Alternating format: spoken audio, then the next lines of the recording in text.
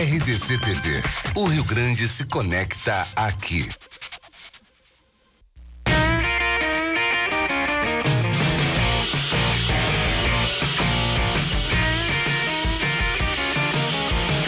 Virando o jogo, oferecimento Banrisul, o grande Banco do Sul. Banco bom não tira seu sono, faz você sonhar. Com o seguro alto Banrisul, você não fica a pé. O pagamento é facilitado em 6 vezes sem juros ou em até 10 parcelas iguais. Pegue a estrada sem se preocupar. Tem serviço de guincho 24 horas e um seguro específico para o público feminino. Válido para todo o Brasil, com opção para os países do Mercosul. Você tem um sonho? Procure o Banrisul. A gente acredita que ele pode virar realidade. Muito boa tarde, meus amigos. Começando o Virando o Jogo desta terça-feira, dia 6 de novembro, sempre ao vivo aqui pela RDC TV, Rede Digital de Comunicação. Canais 24 e 524 no Sistema NET para todo o estado do Rio Grande do Sul.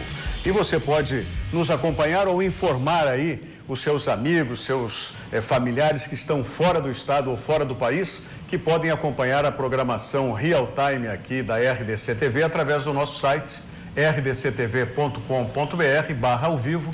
Você acessa diretamente o player do site e tem toda a programação da RDC TV. Ou, se você preferir, até para interagir conosco, pode também nos assistir pelo Facebook, acessando tanto para o Facebook quanto para o Twitter e para o YouTube RDC TV Digital, mas especialmente no Facebook, que você pode mandar o seu recado aí para o Virando o Jogo. E ainda tem a possibilidade de mandar a sua pergunta, seu questionamento ou a sua opinião para o nosso WhatsApp 99815-9990, que, como sempre, está... Não está. Estará. Estará? Estará. Esquecesse hoje do teu companheiro? Não, ele está sumido, na verdade. Eu estou procurando alguém que o encontre para mim. Que encontre. Esse tablet, ele é assim, ele é acanhado. Ele tem vergonha, eu acho. Tem vergonha. Mas daqui a pouco o Diogo já vai estar com o WhatsApp. Estamos recebendo hoje o Flávio Ordoc, que já esteve conosco. Aqui não tinha estado ainda na nova emissora, estúdio, né? Na outra emissora. Tudo bem, Flávio? Boa tarde, Rogério. Boa tarde, distinta e qualificada mesa. Boa tarde, especial ao torcedor colorado. O Flávio Ordoc, que é assessor da presidência, do Conselho de Administração da presidência do Esporte Clube Internacional. E o assunto com ele vai ser a reunião que o Internacional, através do seu presidente Marcelo Medeiros, vai ter hoje à tarde na CBF, a questão que foi a proposta do próprio presidente Colorado de colocar o VAR, não é? Vídeo auxiliar, é isso? Video Assistant Referee. Video Assistant Referee, né? Que é o árbitro de vídeo aí nessas últimas rodadas do Campeonato Brasileiro. Conosco também o colega voltando a comparecer na bancada, né? Marinho Saldanha, é isso aí. Repórter do site UOL, que está novamente conosco aqui. Seja bem-vindo mais uma vez. Sempre um prazer, viu, Rogério? Precisando, só chamar que nós estamos aí. E saudar o Caleb França, que o Caleb França estava, né? Desaparecido, que nem estava de folga uns dias. Resolvendo umas situações pessoais aí, mas tudo em ordem agora. Tudo certo, okay, isso tudo que certo, é importante. Thiago Rocha, meu fiel tudo escudeiro certo, aqui. Rogério, tranquilo. Pois não, Vitória, nossa produtora, por favor, adentre. Hein? Trazendo o tablet. Obrigado, Vitória. Vitória que está sempre atenta aí, né? Nos auxiliando, nos apoiando aí no Virando o Jogo. Faça como o José Luiz Burtê Sandra, o Chicão, e também como o Ibajara Krug, o Krieg, que já estão conosco aqui pelo Facebook. Mas além desses assuntos, desse assunto do Internacional, especialmente, que é o nosso assunto principal, nós temos também 2 assuntos importantes, um relativo ao Internacional e outro relativo ao Grêmio. É o Grêmio, sem dúvida alguma, que é de muito interesse do torcedor gremista, que é a questão da renovação de contrato do técnico Renato Portaluppi. Ela vai acontecer, ela já aconteceu, ela está próxima de acontecer.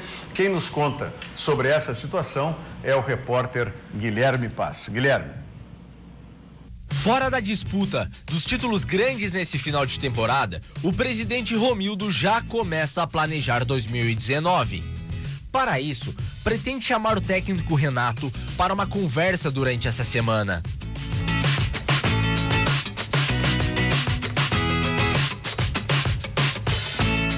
Com 63 jogos ao longo de 2018, o Grêmio, sob o comando de Renato, acumula 34 vitórias, 16 empates e apenas 13 derrotas, um aproveitamento de 62%. Fora isso, o tricolor ainda disputa com o Palmeiras o posto de melhor ataque do Brasil na temporada, ambos com mais de 100 gols marcados. E mesmo jogando com time alternativo em algumas partidas do Brasileirão, o Grêmio sofreu só 23 gols, apenas um a mais do que o líder Palmeiras, dono da melhor defesa do campeonato. E se é verdade que o título da Libertadores não veio, os gremistas terminaram o ano com os títulos da Recopa e do Gauchão, que há muito tempo não vinha. E agora, o foco de Renato, além da renovação, passa a ser outro. Então a gente praticamente eliminou por um bom tempo o Atlético, que estava se aproximando. Mas independente dos adversários, do São Paulo, que você falou, nós temos o Vasco agora em casa, nós temos que ir degrau a degrau, adversário é adversário, o próximo jogo é o Vasco. A gente tem que fazer a nossa parte. Para você alcançar seu objetivo, você não pode escolher o adversário para ganhar. Então a gente tem que ir buscando sempre as vitórias, procurando garantir o mais rápido possível o G4, que está difícil, está bastante disputado, mas o Grêmio sempre esteve na briga. Bom, antes de eu pedir a opinião de vocês aí sobre a situação, ou informação até que vocês têm, da renovação do Renato, essa questão, né, como disse o Renato, não tem que escolher time, me lembra muito o Flávio Ordoc, o Minelli, né, que depois treinou o Grêmio, mas na época do Internacional ele dizia sempre, quem faz a tabela é o time. É o próprio time. É o time que faz a tabela, ou seja, se o time tem condições, não tem adversário, não tem local, o time faz a tabela. E a questão sobre estar no G4, o Grêmio tem uma que eu considero vantagem. Alguns de vocês consideram desvantagem porque coloca na responsabilidade, na obrigação. Mas o São Paulo, que é o adversário do Grêmio, joga no sábado um clássico contra o Corinthians. E se o São Paulo, eu não sei agora o número de vitórias nos desempates. Se o São Paulo empatar e o Grêmio vencer, o Grêmio já está na frente. Não, porque o Grêmio tem uma vitória a menos. Bom, então tem que secar para ser a derrota, a vitória do Corinthians, derrota do São Paulo. Aí o Grêmio vencendo o Vasco no outro dia, essa é a vantagem que eu digo, 24 horas depois, o Grêmio já vai saber qual é o resultado que precisa. O São Paulo, que se eu não me engano, nunca venceu na Arena de Itaquera, né? O Corinthians ainda desde do novo estádio corintiano. O que se refere à renovação do Renato, eu acho que o caminho é acertar com o treinador. Acho que, querendo ou não, independente da permanência ou não do Renato, o Grêmio vai ter que fazer uma remodelagem do seu elenco. Foram cometidos alguns erros nessa temporada, como, por exemplo, saíram 2 volantes, caso do Arthur e do Jailson, 2 volantes campeões da América com o Grêmio, e não foi feita nenhuma reposição a esses atletas que saíram. Saiu o Jailson e o Arthur, o Grêmio não contratou nenhum jogador. Mas o Mateuzinho não seria uma reposição? Mas daí é uma promessa, né, Rogério? E mesmo assim, na questão numérica, você perde 2 e só traz 1, que é a questão do Matheus. O outro zagueiro que o Renato cansou de pedir em entrevistas coletivas, o Renato cansou de pedir que queria um zagueiro, ele falou que viria um zagueiro para completar o elenco. Não veio esse zagueiro, ficou... eu não digo nem ficou à mercê do Bressan, porque ele utilizava o Bressan e o Bressan tinha um cartaz nessa temporada muito bom. A gente não pode pegar o jogo contra o River e utilizar como regra durante toda a temporada do Bressan. O Grêmio por muito tempo teve a melhor defesa do Campeonato Brasileiro, com o auxílio do Bressan, que fez boas apresentações. Mas essa foi a gota d'água, porque já tinha havido a falha do Bressan no jogo contra o Palmeiras. Sim, não. Eu não estou discutindo a qualidade do Bressan, mas eu acho que você pegar o jogo como River Plate e transformar como regra da temporada, eu acho uma maldade. Mas o problema é que o Bressan tem um baita histórico, né? O Bressan já foi mal contra o Rosário Central, já tinha ido mal contra o Santa Fé. Se a gente vai lembrar aí jogo por jogo, a gente vai acumular uma série de problemas do Bressan. Eu concordo que o Grêmio teve um gerenciamento ruim do grupo esse ano. Não gerenciamento interno, eu digo assim, um processo de análise errada na hora de formar o grupo. Apostou demais no Tassiano, que é um rapaz que é a primeira temporada, até tá bem, mas é a primeira temporada dele num clube grande, assim, de Série A. Jogou no Santos, mas assim, com uma participação mais ativa no grupo, é a primeira temporada dele.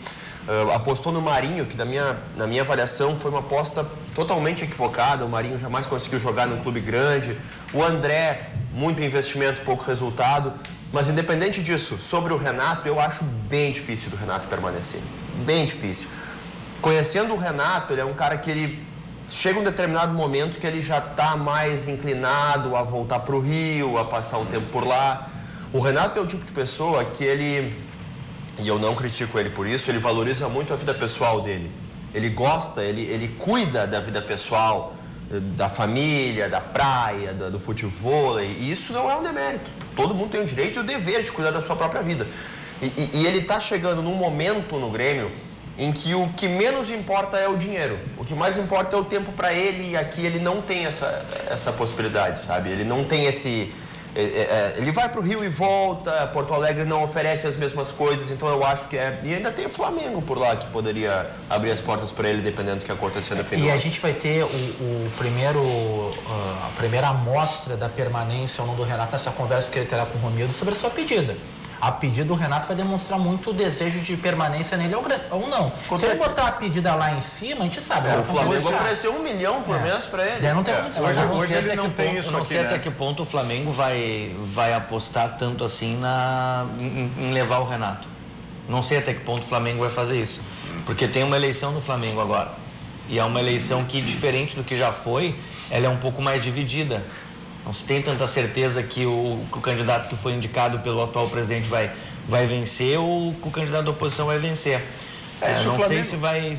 E se o Flamengo tivesse fazendo uma campanha ruim... Pois é, o Dorival está bem. Mas o Dorival recuperou o Flamengo. Não, e é o treinador que foi indicado pelo candidato à presidência, né? O vice de futebol do Flamengo mas vamos concordar que o Renato no Flamengo, ele seria unanimidade, né? Sim. Não, ninguém ia dizer assim, tiraram o Dorival para botar o Renato, que ruim. Eu não sei se ele teria no Flamengo a idolatria que ele tem aqui no Não teria, mas compensaria com a vida pessoal, né? Eu faço uma leitura um pouco contrária da leitura do Marinho em relação à permanência do Renato, e já faz um tempo que eu tô percebendo isso. O Renato, ele sinalizou que queria ficar no Grêmio quando mandou demitir o departamento médico do Grêmio. Ninguém demite todo um departamento médico para ter uma troca para um próximo ano, isso não vai ficar no próximo ano. Ninguém pede para renovar alguns contratos, como ele pediu, contratos de jogadores da confiança dele, se ele não vai ficar no próximo ano. Eu acho muito difícil o Renato não ficar. Muito mais por essas questões, assim, esses indicativos que ele deu. O Flávio falava sobre respaldo, é isso? Respaldo, né? Que é ainda que não seja o meu clube, enfim, mas é o respaldo que o Renato tem da nossa imprensa, inclusive, e a paciência e o tempo que ele tem para trabalhar aqui, eu não sei se ele teria no Flamengo.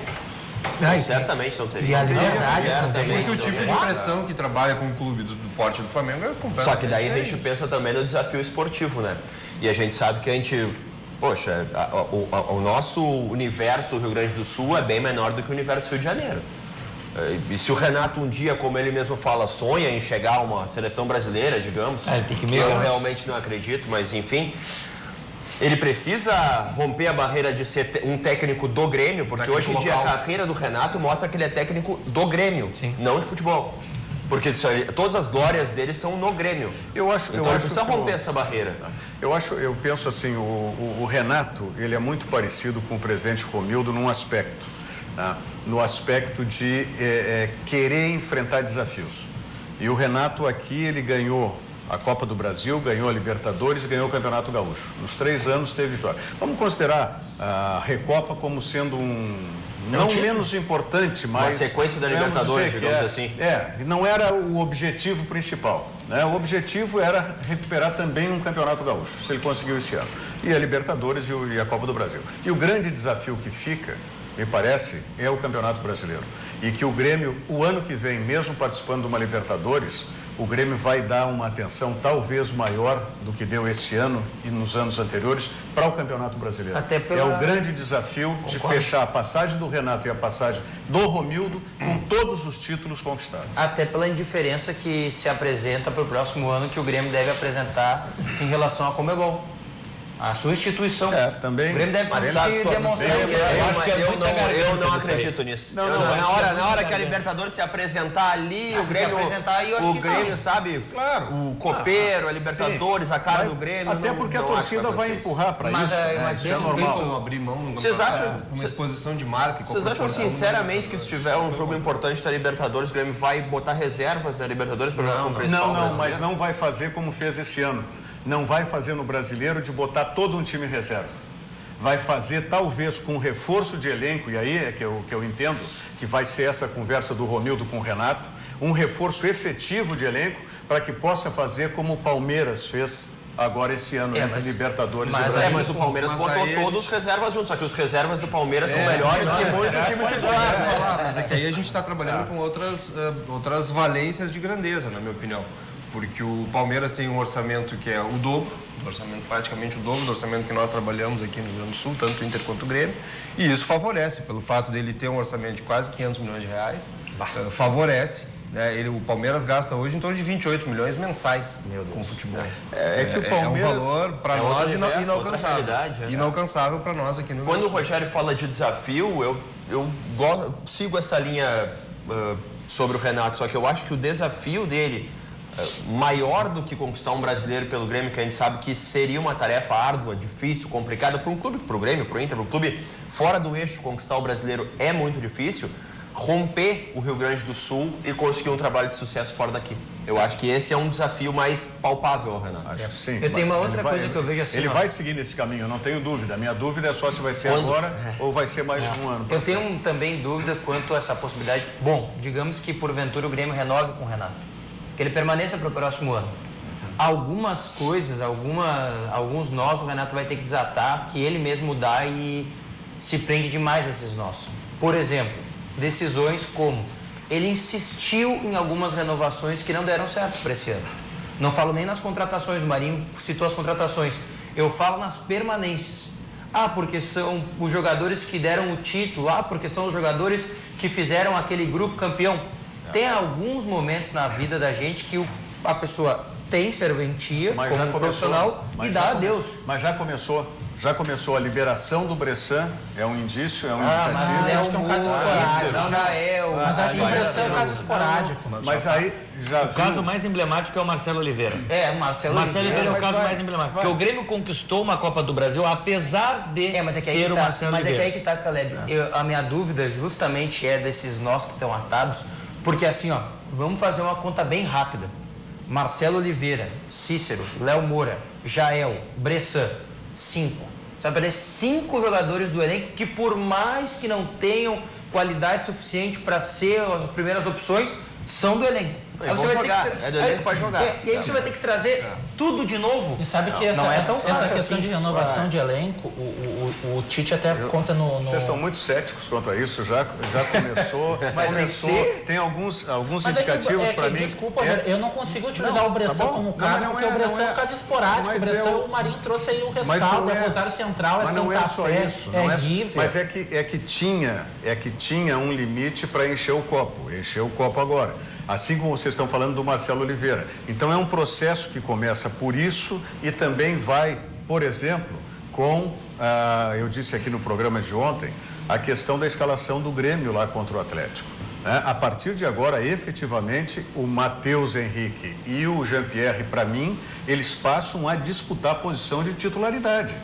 Passam a disputar a posição. Então, são esses indícios que me mostram, ou pelo menos me dão a entender, posso estar equivocado, evidentemente, de que essa mudança já está acontecendo. E vai acontecer mais ainda agora no processo de férias, de final de ano e começo do ano. Mas sabe que, referente a essa questão de renovação, o próprio Tite lembra, no seu livro, a questão do Mundial do Corinthians, né? Após a conquista do Mundial do Corinthians, ele disse que o grande arrependimento dele naquele momento foi não ter feito a reformulação do elenco, de não ter feito o rescaldo, ter dado os louros da vitória a todos os campeões, mas depois fazer uma limpa e ver, isso daqui já atingiu o objetivo. Mas aí tem que também ver como é que são as coisas, né? Quem é o titular da lateral direita hoje do Grêmio? É o Leonardo? Qual deles? O Gomes? Já mudou. Mas a gente vê como esse processo de reformulação não é tão simples de ser feito. Quando o Inter fez esse processo de reformulação, errou ao mandar o Yarley embora, né? Sem sombra de dúvida. O Yarley ainda tinha muita lenha para queimar ali. E o Inter, sob a bandeira de fazer a reformulação, mandou um jogador importante embora. tem que pensar muito bem essa história de Não reformulação. pode ser feito de cabeça quente, né? Não, e não pode ser assim, tu não serve cidadão. Calma, gente, calma. Não, porque logo a seguir de tu ganhar um campeonato como importante e tu fazer uma demissão quase que em massa de reformulação do elenco. Isso é na embreagem, é difícil de fazer. O risco maior é o treinador perder a mão com o grupo. Sim. Por isso que não fez Então esse isso ano. não pode acontecer Por de isso uma que o hora Grêmio pra não outra. fez esse ano. Então agora vai. Mas tem alguns agradecimentos que pagaram o preço em 2018, né? E um deles foi a desclassificação, na minha opinião. Porque tu colocar... tudo bem que o Bressan, talvez, como o Rogério disse, tenha feito um ano até um pouco melhor que o ano passado. E eu aqui até defendi a escalação do Bressan, vocês vão lembrar, por conta da proteção que teria da zaga e tal, mas o momento do Bressan não recomendava nada. A entrada dele nem no começo e nem durante a partida. Lembra o jogo A partir do momento que tu tem que trocar um zagueiro e tu olha pro lado, tu tem o Bressan, cara, tu chama o Michel vai pra zaga, bota um meia qualquer, mas não bota o garoto no campo. Só que a gente não pode colocar isso na conta do Renato, né? Se era o Bressan a opção, não, a diretoria, se era o Bressan a opção é porque não veio o zagueiro. Não veio a diretoria culpada. Mas aí ele tem a opção de não colocar o Bressan. Era pra botar quem? Não tinha nenhum outro zagueiro. Não tinha outro zagueiro, gente. Nós vamos avançar aqui, só dando voz aqui para os nossos telespectadores também. O Chicão, José Luiz Burtê Santos. Rogério, eu sou aquele cara que te encontrou e falei sobre os contra-ataques que o Luan arma para os adversários. E aí tu me falou do Patrick. Agora está confirmado. É a opinião que eu tenho desses dois jogadores. Esses dois jogadores têm que atuar numa faixa para frente, porque eles são condutores de bola, eles procuram o drible para fazer, limpar a jogada, e quando isso não acontece, muito próximo da sua intermediária ou, né, no seu campo, é um contra-ataque. O Patrick nós vimos agora nesse último jogo, já tínhamos visto anteriormente também. O Ibajara Krug, Grêmio vai fazer um acordo com o Marcelo Oliveira, tá dizendo aí, tá? O Jairo Edson Mendes está conosco, obrigado Jairo, manda um abraço, obrigado Jairo. E o Márcio Martins Fraga fala talvez, mas talvez o que, Márcio? Talvez o que a gente fala. Pega o meio do Márcio. Talvez isso. Olha aqui, por falar em desafios, né? O Internacional tem 2 desafios, né? Um dentro de campo, para se consolidar, e outro fora de campo. Mas a gente vai falar em seguidinha sobre isso. Banrisul Digital é um aplicativo completo para simplificar a sua vida com toda a segurança que só o cliente Banrisul tem. Se você não baixou, baixe e comece a usar hoje mesmo o aplicativo. Sabe por quê? Porque Banrisul Digital é clique e simplifique. Vamos à mensagem da Multissom e já voltamos. Na Multissom você encontra uma grande variedade de produtos com as melhores opções de pagamento. Temos celulares e smartphones, TVs e caixas de som, instrumentos musicais, os mais variados acessórios, tudo em fotografia, produtos para sua casa, brinquedos, CDs e DVDs e muito mais. E você ainda pode aproveitar as vantagens do Crédito Fácil Multissom e parcelar suas compras em até 15 vezes. Vá agora até uma de nossas lojas ou acesse www.multissom.com.br. Multissom, sempre perto de você. É isso aí, uma Multissom sempre perto de você. O Márcio está dizendo aqui que ele errou a grafia, que eu talvez errei a grafia, Rogério. Tá, Márcio, mas só que não veio o recado teu antes. Só se tu mandasse o recado não pelo Face, mandasse pelo WhatsApp. Tá no WhatsApp não, aqui aí, tá não? O Luiz Garcia tá pensando quais devem ser as contratações do Inter pro próximo ano, tendo em vista a Libertadores. Já tá ansioso já o Luiz Garcia de Novo Hamburgo. Já está na frente. Por falar em Internacional, um dos desafios aí que o Internacional tem é de fazer uma campanha histórica dentro do Beira-Rio, né, que pode ser a melhor campanha do Internacional dentro de casa, desde o advento do Campeonato Brasileiro com os pontos corridos. Quem nos traz mais informações sobre isso é o repórter Giovanni Oliveira. Giovanni. O Inter está próximo de fazer uma campanha histórica em sua casa. Jogando no Beira-Rio, o Colorado conquistou 12 vitórias e 4 empates.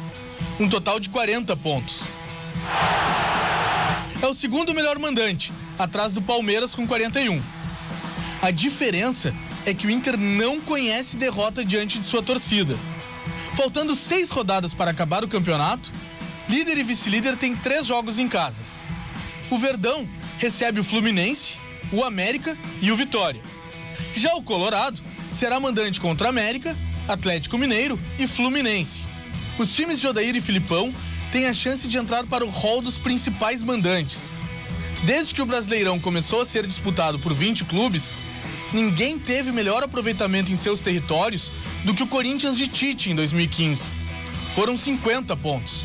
Em segundo vem o Santos, que também em 2015 alcançou 48 pontos.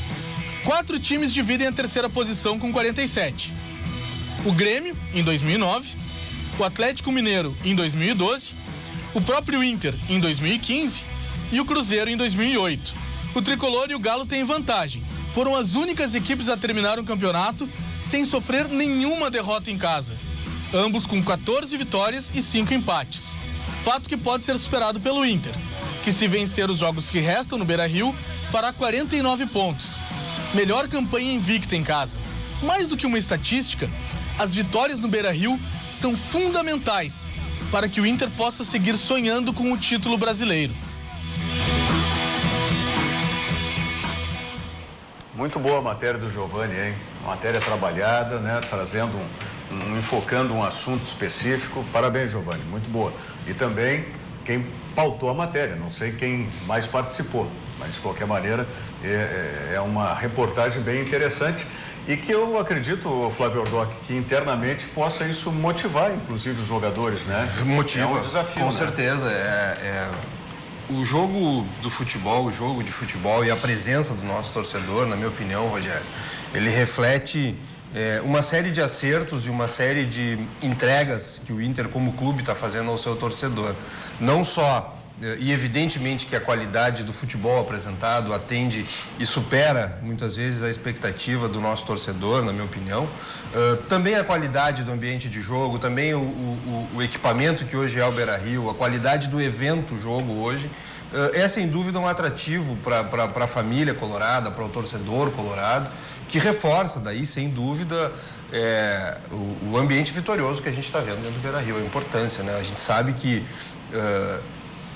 existe um diálogo muito próximo com o departamento de futebol e a parte da administração para que se trabalhe, para que o estádio esteja sempre cheio. Então, reforça, na minha opinião, a quantidade de vitórias, mas também a presença do público, né? A presença do nosso torcedor apoiando. E é bem viável, né? Qual é a sequência? América, Atlético Mineiro e Fluminense. Em casa. A gente sai para o Ceará, para o Botafogo e a última no Paraná. No Paraná. Que não tem local definido ainda, né? O último jogo não definiu. Podem vender para eles estavam querendo vender. Porque não vai ter atrativo nenhum. O Paraná já está pelo menos para rebaixado. terminar o ano. O Paraná vai estar rebaixado e tem que ver se o Inter vai estar disputando o título. Por falar, Cascavel, né? Pode ser, né? Pode ser. Por falar em Cascavel, eu estou recebendo aqui a mensagem do meu grande amigo, ele e a família dele, né? O John Martins, lá de Londrina, no Paraná. Olha, o John é colorado, é difícil você encontrar naquela região lá, norte do Paraná, Cascavel encontra, né? Mas norte do Paraná, torcedores que não sejam dos times de São Paulo, especialmente o Corinthians, Palmeiras, São Paulo. E o João é colorado. Aliás, eu estou devendo uma camiseta do Internacional para ti, John. Um grande abraço para ti, para a esposa Denair, para os teus filhos, tá? E o John tinha me pedido uma camiseta do Internacional. Eu vou ver se eu consigo, porque olha, já tá, desde a época, o Giovanni Luigi era o presidente, fui lá pedir, não me deram bola lá no marketing do Internacional, mas tudo bem, né? Vamos ver se agora a gente consegue para mandar. Um grande abraço para o John, colorado lá de Londrina. Quem mais que está aqui conosco? O Davi Bessa, ou Bessá. Vamos ganhar as próximas rodadas do Brasileirão, vamos garantir a vaga na próxima Libertadores e vamos peitar aquela máfia da Comebol. É isso que eu falei, a torcida, claro, a predisposição da torcida vamos dizer, uma vingança, uma revanche com a Comebol, né? O Sérgio Luiz Ritt Moreira diz que hoje ele está triste. Está falando aqui de pessoas que morreram, amigos e tal. Realmente. Ele é um educador esportivo e diz que isso entristece, né, porque eram ligados também, de alguma forma, ao esporte aí, né? Sabe, Rogério, que... E ele está dizendo que para cuidar com um youtuber que é famoso aí, que segundo ele, né, o que ele divulga, propaga no YouTube, as opiniões não são não são favoráveis aí aos jovens. Tá? Bom, tem muito isso no YouTube, né? Eu dizia, sobre a matéria, falava sobre o desempenho e o rendimento do Inter em casa, e eu acompanhando praticamente todos os jogos do Inter do Beira-Rio e fora, o Internacional muda muito a forma de jogar quando atua em casa, né? Normalmente o Inter em casa ele propõe muito mais do que fora de campo. O Inter de fora não é o Inter de casa. O Inter de casa marca mais alto, propõe o jogo, mantém a posse de bola. E mesmo que no último jogo tenha sofrido pela boa ação do Atlético Paranaense, que eu acredito que acima do Inter não ter ido tão bem, o Atlético Paranaense foi muito bem, por isso que o Inter não conseguiu comandar o jogo inteiro. Time muito bem treinado, né? Muito bem treinado, com a defesa encurtando o campo, adiantando sem a bola. O movimento mais legal do jogo, de se ver nesse último jogo do Inter, foi a defesa do Atlético Paranaense. Quando a bola ia de um lado ao outro, toda a linha adiantava, deixava às vezes 3, 4 jogadores do Inter em impedimento e encurtava o espaço do campo de jogo, prejudicava a criação central do Inter. E assim o Inter não conseguia criar. Por isso que o Odair mudou, né? Por isso que o Odair acabou mudando. Mas até sacou o Damião, porque o Damião, que é quem dá profundidade, não tinha por que estar ali, porque o Inter não conseguia ter profundidade. Só que o Inter consegue ir tão bem em casa porque ele assume o jogo, né? Em casa o Inter é quem propõe, é quem joga, é quem marca mais alto. Eu tenho dito e por isso aqui, vai melhor. em tom de blague, mas se é a verdade, eu digo, em casa o Inter é homizinho. E o Inter tem que ser homizinho fora de casa. Mas pontuou bem fora de casa. Eu acho que às vezes pontuou bem por ter recuado, eu acho. O que me incomoda no Inter... Mas tem que ser proponente. O que me incomoda no Inter nessa proposta, nessa proposição de jogo, se a gente pode chamar assim, dentro de casa, é que é muito desorganizada. A gente não vê um Inter propondo de forma organizada. O Atlético Paranaense, o Marinho estava lá no jogo, o Atlético Paranaense saía tocando a bola de trás, com uma facilidade, assim, o meio de campo do Inter não encurtava, não apertava a marcação para tentar roubar aquela bola, entendeu? E ter campo, porque quando o time está saindo de trás com a bola tocando, a chance de errar é muito maior, né, do que sair no balão. Não, mas sabe que... Dá o balão, tu entrega a bola. Mas sabe que isso eu acho que foi muito de entender a característica do Atlético Paranaense. O Atlético Paranaense é um time que tem uma saída de bola muito qualificada. Muito Apertar o Atlético Paranaense lá na frente, na última linha, é um risco que o Inter não precisava correr.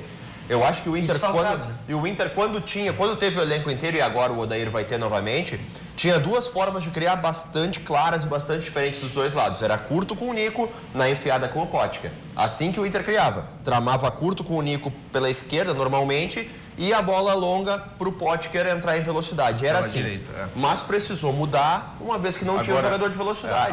Agora, se nós falamos aqui a respeito do Grêmio se reforçar, e qual foi o nosso telespectador que falou do... Luiz Garcia de Novo Hamburgo. O Internacional vai precisar muito mais, porque vai encarar uma Libertadores da América, Flávio. Aí tem que fazer uma mudança significativa nesse ano. A gente sabe que é uma competição diferenciada, uma competição que nos interessa muito e que estava desde o início da temporada, é parte do nosso planejamento poder disputar a Libertadores, nos habilitarmos para disputar a Libertadores no ano que vem. Mas o Inter também tem um elenco qualificado, né? Em que pese as necessidades mudem, me parece que chegar em segundo no Brasileirão, com as dificuldades que a gente enfrenta, de distância, de tempo de treinamento... Mas tu acha que esse elenco está qualificado? Eu acho que... Só precisa fazer um outro reforço. Tem que esperar o processo ainda para a gente poder definir exatamente quem fica e quem sai. Mas o Inter tem elenco, me parece que tem um elenco qualificado sim, porque... pelos fatores que eu acabei de mencionar. A gente não chega em segundo com todas as dificuldades, com uma série de prejuízos que o Inter teve e que eu não vou retomar aqui, porque depois até eu sei que a gente vai ser assunto logo a seguir. Isso. Mas me parece que o Inter tem um elenco qualificado, eventualmente, lógico, atento ao mercado, porque o time do Inter, o clube Inter, está sempre atento ao mercado para repor e para fazer, porque tem a obrigação de ganhar todas as competições que disputa. E eu vejo que antes de qualquer reposição no que se refere a elenco, tem que fazer a reposição do craque do time, tem que renovar com o Odair. Isso é inevitável, a renovação do Odair é primordial para a campanha que o Internacional vem realizando dentro do Campeonato Brasileiro. Como a reportagem Giovanni destacou, uma grande campanha dentro de casa. No que se refere a aproveitamento, é a melhor campanha de um time vindo da Série B do Campeonato Brasileiro. O Internacional pode terminar na segunda colocação, o Grêmio em 2006 acabou na terceira, o Atlético Paranaense em 2013 também acabou na terceira colocação. Então, é uma pontuação que permite o Internacional a sonhar com algo maior em 2019 e principalmente, repito, nas mãos do treinador Odair Hellmann, né? Se a gente for pegar o rescaldo do que se observava do Internacional em 2018, não se tinha uma expectativa tão grande como vem se dando o resultado, né? Passa pela chegada do Maurício Dulac ano passado, que vem desenvolvendo um trabalho, é o assessor do Tite na seleção, né? Então é um trabalho fantástico, e pela presença do Cristiano Nunes, que é o preparador físico e que possibilita isso que a gente viu, 2 jogos que o Inter vira aos 47 do segundo tempo. O time correndo, o time jogando e atendendo uma necessidade que nós tínhamos, que é de manter uma equipe permanente na parte técnica. Sabe que eu acho que se o Inter conseguir aproveitar bem, e esse ano não foi possível por uma série de motivos, os jogadores que surgem das categorias de base, não precisa muitas contratações. Não. Tem jogador voltando, desculpa te interromper. Tem jogador voltando que a gente emprestou para pegar experiência. Eu acho que dos empréstimos, talvez, eu acho que um mereceria uma nova chance, que é o Marcinho, que foi muito bem no Fortaleza. Tem gente que fala no Gustavo Ferrarez, eu vi muitos jogos do Ferrarez, acho que pode ser emprestado de novo. O Inter já vai ter o Guerreiro, pode ter o Richelli, se conseguir finalmente se curar. Deve aproveitar melhor o Sarrafiori. Eu acho que deve... O Wellington Silva, que tem entrado e tem entrado... o Wellington tem que renovar, né? O contrato dele acaba agora de empréstimo. Enfim, eu acho que agora o Inter tem que pensar em posições pontuais, no meio de campo, um reserva para o Edenilson, se sair o Dourado. O Dourado precisa de um reserva, né? Mesmo que ele fique... Mas o Richelli, de certa forma... se o Richelli conseguir jogar... Porque eu acho que o Internacional tem que pontuar, o Thiago falou no craque, que é o Odair. Me parece que é uma renovação natural com o Odair Hellmann, né? Eu acho que não tem quem discorde que o Odair foi fundamental para o Inter. Mas eu entendo que o Internacional precisa também ter um craque dentro de campo. O Internacional precisa investir numa grande contratação para ser o craque, já que... Mas eu acho que o Inter investiu já nessa grande contratação. Eu não gosto muito de grande contratação. Eu acho que o Inter já investiu aposta no Guerreiro. A partir de abril tem o Guerreiro. Pode ser. O D'Alessandro tem contrato mais um ano. Pois é, mas o D'Alessandro... E está entrando e está jogando. Eu tenho medo de grande contratação. O que eu digo não precisa nem ser uma grande contratação. Porque o cara que chega com uma expectativa, ele tem uma chance de dar errado. E o problema não é também, né? Eu vou dar o exemplo do D'Alessandro. O D'Alessandro, quando chegou, não se tinha expectativa. Não foi uma grande contratação. Que seria isso que ele se tornou. Né? Mas eu digo isso, de você pegar um jogador que já tenha alguma quilometragem e que você identifique um potencial que possa ser uma liderança, né, para o time, uma liderança, porque tu não pode contar, Flávio, com o D'Alessandro já. O D'Alessandro já está com seus 30 e vários. Eu vou dizer para vocês que o ano passado se esperava que a grande contratação fosse o Potker. Eu acho que provou-se com o tempo que a melhor foi o Cuesta, né? Foi o Cuesta. O Potker eu acho que tem que ser negociado. Mas o problema de negociar o Potker agora é que ele está em baixa, né? O que vai se oferecer pelo Potker agora... Vamos falar sobre essa outra questão que o Flávio Ordoc enfocou agora há pouco, não é? Que prejuízos, benefícios, enfim, a questão do VAR, será que o VAR vai solucionar esses problemas nesta reta final do Campeonato Brasileiro? Em seguidinha a gente vai falar sobre isso. Viaje com o Sesc, viaje com tudo. Pacotes turísticos nacionais e internacionais para todo mundo poder viajar. É isso aí, todo mundo pode viajar com o Sesc, até quem não é comerciário. Isso aí é importante. Mesmo que você não seja comerciário, você pode viajar com os pacotes turísticos do Sesc. Acesse o site do Sesc, sesc-rs.com.br, tenha todas as informações e boa viagem. Vamos à mensagem da Tri Táxi Aéreo e já voltamos.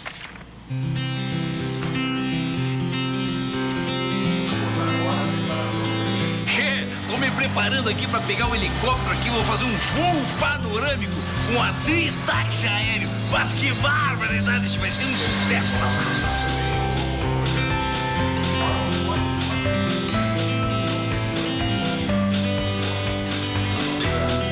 Mas olha só a cascata do Caracol aqui em Canela. Que coisa linda a natureza, né, Che? E olhando aqui desse passeio panorâmico com a Tri Táxi Aéreo, fica mais bonito ainda. Dá uma olhadinha, Che.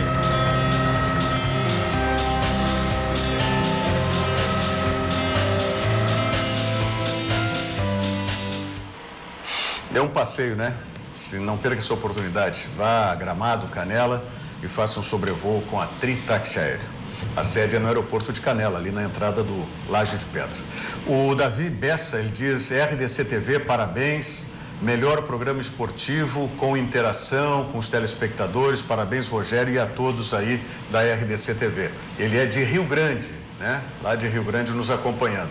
E o Márcio Martins Fraga, ele diz aqui, ó, Richelli é tipo caviar. Nunca vi, só ouço falar. Tá certo, boa comparação. O Richelli tem que olhar. Vamos passar para essa história do VAR aí. Hoje à tarde o presidente Marcelo Medeiros tem essa reunião na sede da CBF. Posso te interromper? Sim. A reunião está acontecendo. Ah, já está acontecendo agora? Está acontecendo agora. Já está acontecendo. Eu acabei de ser informado. Onde ele leva... Está acontecendo a reunião. Leva assinaturas. Dos que não assinaram, só um dos clubes não assinou, que foi o Vasco, né? Só o Vasco aí se se negou. fala que o Atlético não teria... Lá no Rio o Vasco disse que o Atlético não queria. Mas o Vasco sabe como é que é o Vasco? Ele quer tirar só... Acho que ele não quer ir sozinho, marcar sozinho, mas a reunião está acontecendo, só o Mas Vasco tem não uma assinou. manifestação do presidente Maurício Gagliotti, que é do Palmeiras, que parece que ficou meio... Vamos dar uma olhada aí no que disse o presidente do Palmeiras.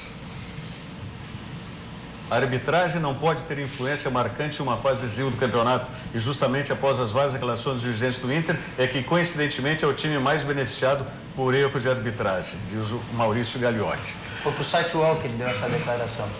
Foi pro UOL? Foi para ti, Marinho? Não foi para mim não, mas foi pro pessoal que cobre o UOL lá em São Paulo, cobre o Palmeiras lá em São Paulo. Ele está dando essa declaração porque, claro, ele está na liderança do campeonato. É parte da resposta que ele precisa dar para atender a torcida. Tem dois dele. termos que eu não gosto que se utilize quando se fala de arbitragem, que é o beneficiado e o prejudicado.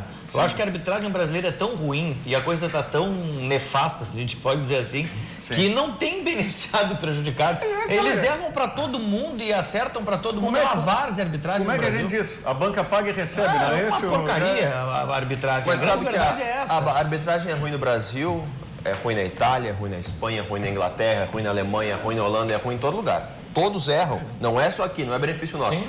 Só que ao contrário do Brasil, eles só adotaram o VAR nos campeonatos dele. O italiano, o espanhol, todos adotaram o VAR. Aí a partir do momento que tu tem o brasileiro não faz? Tu acha que vai Aí tu pode vingar? dizer, na minha opinião, a partir do momento que tu tem o VAR e tem uma situação explícita, o VAR não é acionado, ou é acionado e feito de forma errada, aí tu pode dizer que foi beneficiado ou foi prejudicado. Vamos deixar uma coisa clara, né? Não vai ser o VAR que será a solução dos problemas da... Claro que não, vai minimizar.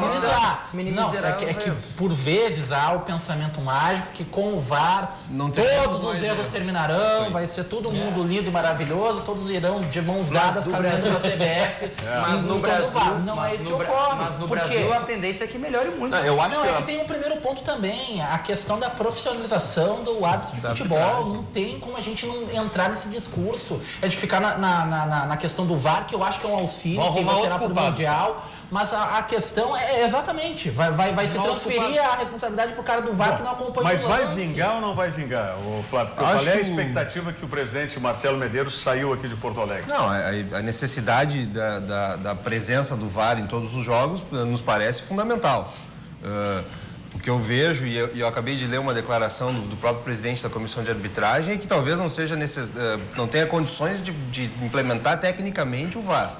Então, eu acho que é válida a presença do presidente Marcelo. Por que não teria condições? Porque são muitos estádios, muitos jogos, talvez tenha que deslocar equipamento, alguma coisa nessa Tem que deslocar equipamento e equipe também. E equipe também, para tu... Tem que instalar todo o VAR, definir tem que quem funcionar, paga, ele não pode errar. Tem que ter treinamento para a equipe também. Para a comunicação, né, entre o árbitro E tem e a última rodada, todos os jogos são no mesmo horário, né? Como é que vai funcionar? Tem equipe para tudo isso? Mas uma coisa que já tem que se estabelecer é um protocolo que se não for por esse ano, seja por isso. Eu acho que essa é onde eu ia chegar. Eu acho que a validade da presença e da marcação dessa reunião lá, primeiro, evidentemente que a necessidade não de cobrar posicionamento, ser beneficiado, ao contrário do que o presidente do Palmeiras falou, mas que se peça uma atenção. Né? Porque a gente não está falando de jogos meramente sem nenhuma importância, muito pelo contrário, são jogos que podem decidir o campeonato e, em razão disso, o que se pede é que tenham a devida atenção que um time do tamanho do Inter merece. Né? Mas, se não for para esse ano, a necessidade de que para o ano que vem se estabeleçam protocolos e a necessidade de encaminhar com aí sim a presença do VAR em todas as partidas para atestar uma lisura melhor, ou não só lisura, talvez não seja essa a palavra, mas mais acertos para elevar o próprio nível do futebol. Não teria, na tua opinião e dos os demais companheiros, não teria já que, pelo menos agora, em alguns jogos, já fazer isso? Não, mas é colocar em alguns e não em todos. No meio do campeonato também eu acho uma medida... Mas já está quase no final. Vamos dizer o seguinte, se continuar assim, as últimas 3 rodadas é que vão ser decisivas. Nós temos 6 rodadas ainda, é isso? Sim e não, né, Rogério? Porque sob o ponto de vista do pontos corridos, todas as rodadas Ok, mas eu digo, se não é viável de colocar, agora, eu digo, pelo menos, e porque lá com 3 rodadas, me parece que nós já vamos ter um bloco daqueles que estão para cair, de jogos importantes, e dos que estão para ascender, ou uma Libertadores ou a próprio título. Mas vai ter um bloco intermediário que não vai decidir mais nada. Então você já reduziria para... Se tivesse a concordância dos 20 clubes, eu até poderia ir para essa linha, Rogério, mas não tem. Já tem a palavra do presidente do Vasco, Mauro César Petralha, que não é presidente do Atlético Paranaense, mas se porta como tal, né? Quem manda? O presidente do Conselho Deliberativo chamou o Internacional de corporativista, só leva as questões quando interessa aos clubes gaúchos. Então já há uma divisão, é inegável que há uma divisão ainda. O Petralha disse isso? Falou isso. Isso que ele é gaúcho. E tem um grande ponto também, né? O próprio apoio que há também por parte do Internacional, eu acho uma boa medida, é de clubes que querem o árbitro de vídeo, mas não querem pagar pelo árbitro de vídeo. E essa foi uma das grandes polêmicas dentro da apresentação da CBF. Sim, mas aí a CBF... Que os clubes deveriam bancar o árbitro de vídeo, e eles achavam que Eu acho que não, o problema não é nem o árbitro de vídeo, é que tem vários gastos no entorno disso. A própria estrutura dos estádios. Não, as estruturas, alguém para instalar, precisa de uma equipe, alguém para fazer, alguém para gerir, deslocamento. Mas o que eu digo é hospedagem. Mas vai ter que começar em algum momento. Tá, mas então, aí vai começar no Campeonato Brasileiro o ano que vem sem ter sido feito nenhum teste. Não, aí que tá, Rogério. Não, mas daí tem essa... É difícil, mas então, só que a gente vai usar na reta final. Testes, né? A Copa do Brasil tem vários. A Copa do Brasil são vários. Os testes já estão acontecendo. O que eu sou contra, assim, primeiro, é começar nas últimas rodadas do campeonato, se já não teve em todas, fazer só em alguns jogos, se tem que ter em um jogo, tem que ter em todos. É porque o posicionamento gera dinheiro também. É muito melhor tu trabalhar, tu tem aí o Campeonato Brasileiro ano que vem começa em abril de novo, né? Tu tem aí 4, 5 meses, 6 meses para tu trabalhar toda essa logística de como que isso vai funcionar, do que agora aos trancos e barrancos tu colocar.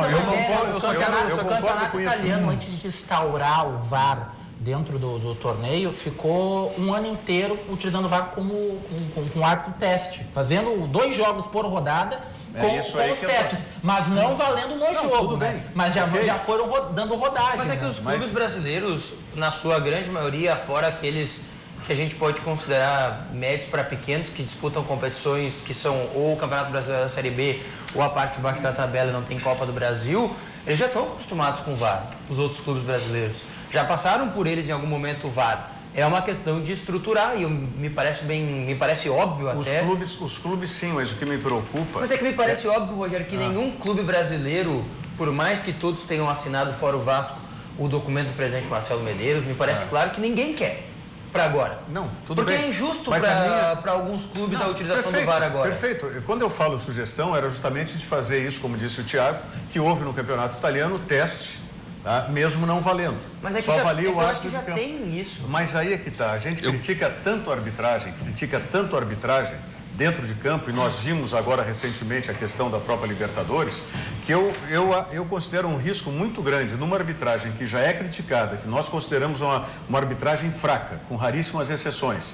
Você colocar esse componente ainda de um árbitro lá em cima com um árbitro lá embaixo, tá? Quer dizer, aí nós temos o risco de ter, desculpe a expressão, 2 ruindades. Copa do Brasil, por exemplo. Um outro fator que a gente tem que pensar é que, eu não tenho certeza, mas me parece que o custo do árbitro do VAR é em torno de R$50 mil por partida. Isso. O impacto disso nas finanças de clubes menores ou de clubes que não têm o mesmo benefício que os clubes grandes têm em relação em termos de TV, pode acontecer, por exemplo, de num mês, se tiver 4 partidas, esse custo ser em torno de R$200 mil. Para um clube talvez um pouco menor, R$200 mil é... R$200 mil para o Paraná. São quantos jogadores que eles podem trazer, são quantas viagens, ou que tipo de estrutura. Isso teria que ser bancado pela entidade. Mas a CBF não quer pagar, né? Isso teria que ser bancado pela CBF. Mas é inadmissível que não consiga um patrocinador para isso, como fez na Copa do Brasil. É inadmissível. Uma entidade do tamanho da CBF, que tem como responsabilidade também organizar Mas daí a gente tem que pensar no que a CBF clubes. quer ou não quer, né? A CBF prefere se mobilizar para outras coisas. É porque, por exemplo, o patrocinador do VAR, ele vai gerar custo, ele vai custear provavelmente o equipamento, né? E algumas coisas ao redor, como o Marinho disse, né? Alguns supérfluos. Mas provavelmente caberá à CBF pagar estes árbitros que vão estar lá. Claro. Isso já é um custo a mais. Eu duvido que a CBF queira ter esse custo a CBF mais. tá pobre, Claro, né? esse Eu é vou levar uma todo grana mundo. pra CBF lá, você tá precisando dos 20 pila. Não, só que daí a gente pensa pelo na amor de profissionalização dos árbitros, né? Uma das grandes discussões sobre a profissionalização dos árbitros é que a CBF não quer ser ela Mas hoje a lei trabalhista hoje, ela permite que esses árbitros sejam terceirizados, ela não precisa assinar carteira de ninguém. Tá, mas de qualquer forma ela vai ser a contratante desses árbitros. Tudo bem, mas alguma responsabilidade ela tem que assumir. Vamos concordar que tudo se resolveria se os clubes se unissem e formassem uma liga. Todos os problemas teriam acabado. No mundo ideal seria assim. Terminava agora os problemas. Por que a CBF quer que os clubes também paguem o VAR? Não é também porque a CBF não tem dinheiro para pagar. É porque é uma condição lógica, né? Se eu compro um carro, a responsabilidade a partir daquele momento é minha. Se eu peço pro Thiago comprar para mim e eu uso, Thiago, foi tu que comprou esse carro aí, o dinheiro é teu. Entende? É isso que a CBF não quer criar mais problemas para ela. Quer terceirizar o problema. Não quer criar problemas para ela. Quantos milhões de reais a CBF ganha em cima dos clubes brasileiros? Mas eu vou te perguntar uma coisa. A gente tá dando em volta, gente. Dentro dessa questão que tu colocou do carro, o fabricante do carro, se coloca uma peça ou alguma outra coisa, tu sofre um acidente e tu morre por causa daquela peça, a culpa é do fabricante. A CBF é a fabricante do campeonato. Por isso que tem recall. O problema disso é da CBF, ela que se vira para resolver como é que vai fazer. Muito importante da CBF e que eu entendo que marcaria positivamente o início da gestão do Caboclo, do Rogério Caboclo, é se ele instituir no Campeonato Brasileiro do ano que vem o VAR. E às custas da CBF. A CBF ganha um monte de grana com patrocínio, a CBF tem um marketing extraordinário para buscar patrocínio. Vamos lá, que fosse quanto? 1 milhão, quanto que desse por mês? 1 milhão por mês que fosse dar? Vai dar mais. Eu acho 5 milhões? O que poderia ajudar para resolver o problema é que os clubes tenham ciência real do tamanho e da força que eles têm. O clube tem que ter ideia de quanto está no internacional. O que no internacional se falou a partir da sugestão do presidente Marcelo Medeiros, dos clubes ou da CBF assumir esse custo? A proposta inicial era que os clubes assumissem diante da negativa da CBF. Essa proposta está desde o começo. Eu até perguntei isso para o Roberto Melo na coletiva depois do jogo do Atlético Paranaense e ele falou, olha, CBF nos cobra taxa para isso, taxa para aquilo outro, mas se quiserem colocar mais uma taxa, em último caso, que os clubes paguem. Aí eu pergunto o seguinte, se os clubes podem se unir para pagar as federações também, ele lembrou, né? As federações podem ajudar. O Marinho toca num ponto para mim que é crucial. Se os clubes podem se unir para pagar o VAR, eles podem se unir para fazer um campeonato decente também, né? Mas daí um calendário decente. Aí quando foram se unir para fazer a primeira liga, teve um presidente de um clube que levantou a mão e disse assim, por que o clube aqui do lado vai ganhar 5 mil mais que eu? Porque tudo é dinheiro, né, gente? Infelizmente, ninguém quer se ajudar. Eles querem o melhor para si. Por falar em VAR, o VAR eu considero muito importante. Tem opiniões de contrário, mas eu considero muito importante. E eu quero mostrar aqui um vídeo para vocês, né, que é um vídeo promocional de uma danceteria em Vilnius, né? Vilnius, que é a capital da Lituânia. Tá? Olha que interessante isso aí.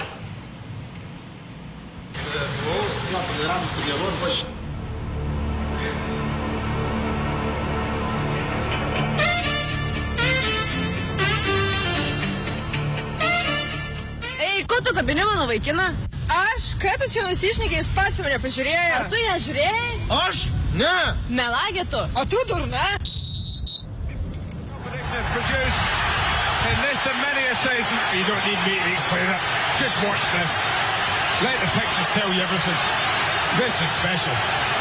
With one swing. Oh, what about that?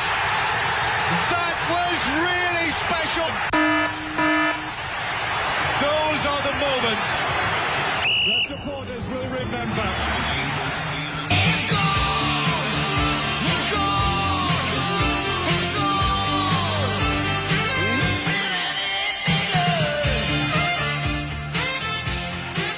Ou seja, Rogério. Cuidado com aquilo que deseja, né?